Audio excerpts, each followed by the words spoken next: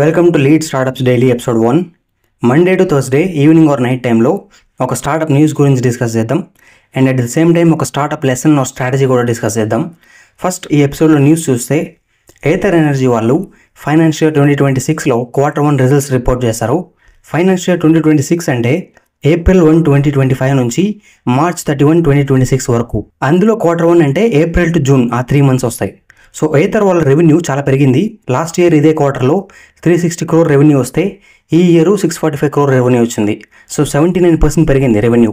That is very good growth. But company ఇంకా profitable అవ్వలేదు, లాసెస్లో ఉంది. లాస్ట్ ఇయర్ Q1లో 183 crore లాస్లో ఉంటే ఈ ఇయర్ 178 crore లాస్లో ఉంది.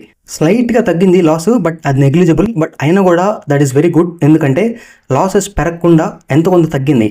స్టార్టప్స్లో జనరల్లీ లాసెస్ ఉంటాయి, ఎందుకంటే వాళ్ళు గ్రోత్ మీద ఫోకస్ చేస్తారు ఇమీడియట్ ప్రాఫిటబిలిటీ కంటే. బట్ అలానే అసలు లాజిక్ లేకుండా లాసెస్ ఉండాలి అని కాదు. రెవెన్యూ పెరుగుతూ లాస్ ఉంటే నో ప్రాబ్లం. అసలు రెవెన్యూ పెరగకుండా లేకపోతే రెవెన్యూ తగ్గుతూ లాసెస్ ఉంటే అప్పుడు ప్రాబ్లం. ఏథర్ వాళ్ళ లాసెస్ పెద్దగా తగ్గకపోవడానికి రీజను వాళ్ళ ఎక్స్పెండిచర్ అంటే కాస్ట్లు పెరిగాయి. లాస్ట్ ఇయర్ 551 crores ఖర్చు పెడితే ఈ ఇయర్ 851 crores ఖర్చు పెట్టారు. ఈవీ కంపెనీస్కి మోస్ట్లీ కాస్ట్ అంటే బ్యాటరీస్ కోసమే ఉంటుంది అండ్ వెహికల్స్ పార్ట్స్ కోసం. ప్రజెంట్ అయితే మనం ఓలాతో కంపేర్ చేస్తే ఏథర్ చాలా బెటర్ అని చెప్పాలి బిజినెస్ వైజ్. ఏథర్ వాళ్ళ రెవెన్యూ 79% పెరిగింది అని చెప్పాను Q1లో. అదే ఓలా వాళ్ళదైతే 50% పడిపోయింది. లాసెస్ చూస్తే ఓలా వాళ్ళ లాసెస్ పెరుగుతున్నాయి, ఏథర్ వాళ్ళ లాసెస్ స్లైట్గా తగ్గాయి అని చెప్పా. అండ్ మార్కెట్ షేర్లో కూడా ఓలా జస్ట్ కొంచెం ముందుంది ఏథర్ కంటే. టీవీఎస్ ఫస్ట్ ప్లేస్లో ఉంది, బజాజ్ సెకండ్ ప్లేస్లో ఉంది, ఓలా థర్డ్ ప్లేస్లో ఉంది, ఏథర్ ఫోర్త్ ప్లేస్లో ఉంది. ఒకప్పుడు ఓలా ఫస్ట్ ప్లేస్లో ఉండేది, ఇప్పుడు ఫస్ట్ ప్లేస్ నుంచి థర్డ్ ప్లేస్కి పడిపోయింది.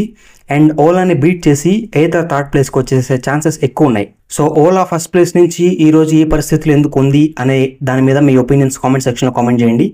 This is the news of the day. ఇప్పుడు మనం స్టార్టప్ స్ట్రాటజీ సెక్షన్కి వద్దాం. అదేంటంటే జెఫ్ బెజోస్ చెప్తాడు, అన్నిటికంటే పవర్ఫుల్ మార్కెటింగ్ సోషల్ మీడియాలో యాడ్స్ వేయడం కాదు, బిల్ బోర్డ్స్ పెట్టడం కాదు. Word of mouth is the most powerful marketing strategy. Me product గురించి దాన్ని యూజ్ చేసిన వాళ్ళు వాళ్ళ ఫ్రెండ్స్కి వాళ్ళ రిలేటివ్స్కి చెప్తే అది అసలైన మార్కెటింగ్. దానికి మనీ అవసరం లేదు, బట్ మీ ప్రోడక్ట్ ఎక్సలెంట్గా ఉండాలి, కస్టమర్ని ఇంప్రెస్ చేయాలి మీరు. అది చేస్తే ఖచ్చితంగా వాళ్ళు వెళ్ళి వాళ్ళ ఫ్రెండ్స్కి చెప్తారు, ఎందుకంటే అది హ్యూమన్ సైకాలజీ.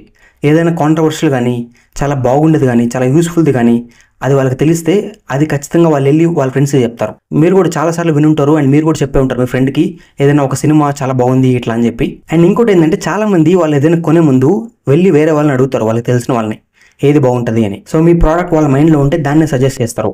దీనికి 2 కావాలి. ఒకటి, మీ ప్రోడక్ట్ ఎక్సలెంట్గా ఉండాలి, వాళ్ళని ఇంప్రెస్ చేయాలి.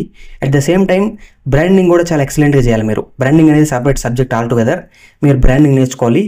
బ్రాండింగ్ ఉంటే మీ బ్రాండ్ వాళ్ళ మైండ్లో నిలిచిపోద్ది, దాన్ని సజెస్ట్ చేస్తారు. సో మీరు కూడా మీ స్టార్ట్అప్ స్టార్ట్ చేస్తే ఫస్ట్ వర్డ్ ఆఫ్ మౌత్కి ట్రై చేయాలి.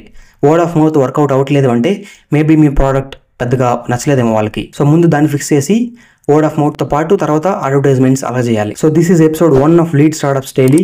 Subscribe to lead startups Telugu for videos related to startups and entrepreneurship. This is Deepak lead signing off. You know that you control me. Guilty self-affliction. Prey on me when I'm lonely.